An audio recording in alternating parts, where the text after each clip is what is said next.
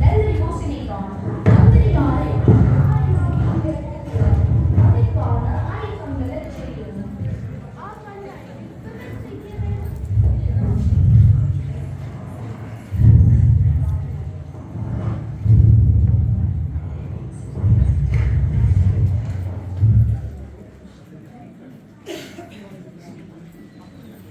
மக்களை சந்தித்து உரையாடி அவர்களது பிரச்சனைகளை அறிந்து அரண்மனை திரும்புகிறார்கள்.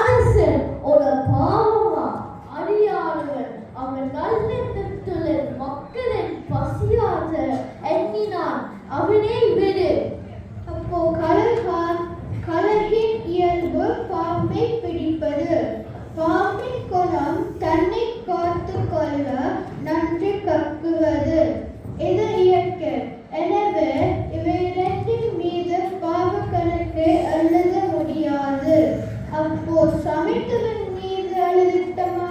இல்லை இல்லை, அவர்கள் அரச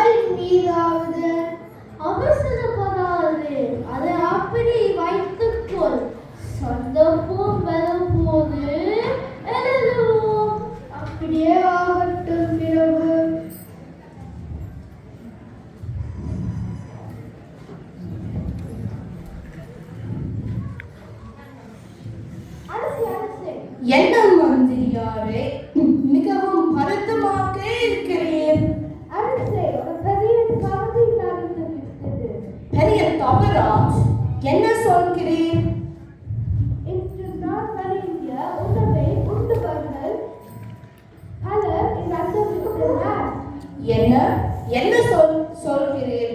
வழங்கிய உணவில் ஏதாவது பிரச்சனையா? அரசே, உன் வைத்தியரும் அனுமதி வைத்தியரும் சோதித்து விட்டனர். என்ன சொன்னார்கள்?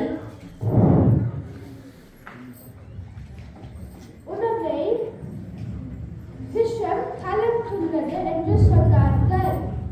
என்ன விஷமா? உணவிலா?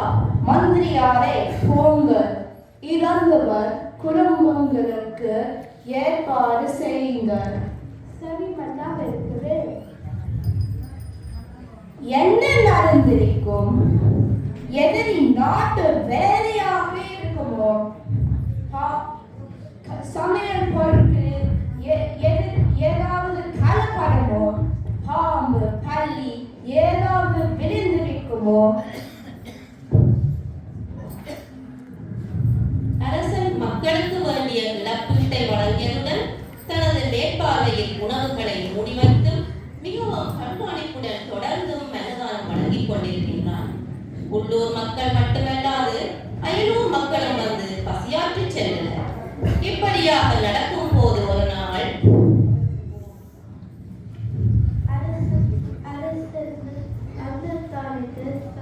நடக்கிறது போல இலவசமாக இனிதான் உயிர் உயிரா முக்கியம், சோறுதான் முக்கியம்.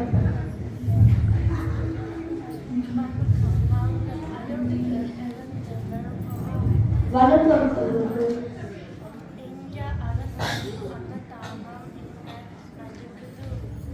அந்த தானமும்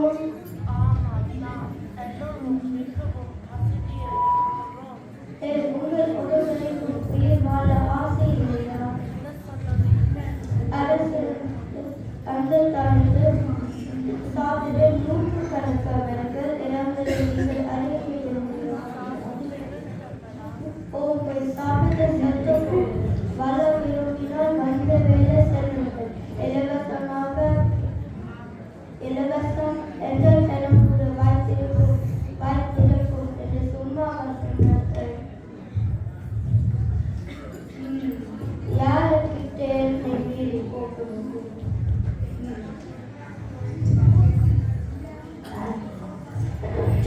குப்பா கூடுதல் பிறகு நிலுவை பிறகு கொண்டா நாட்டு கட்டிய நண்டு கலந்த உணவை ஒட்டகத்தனில் காய்கறி சேர்க்க ஆள் தெரியுமே.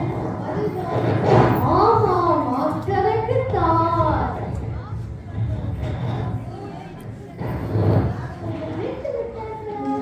ஆமாதே அதுக்கு அப்பமானது மீது எழுதுவது. யார் மீது பிறகு?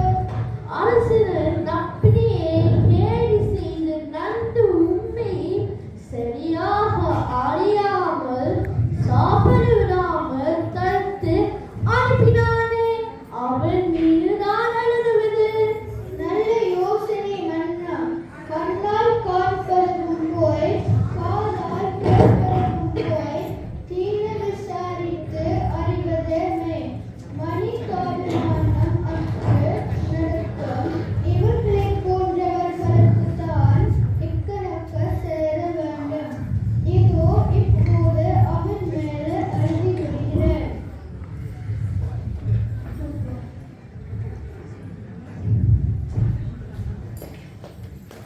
No.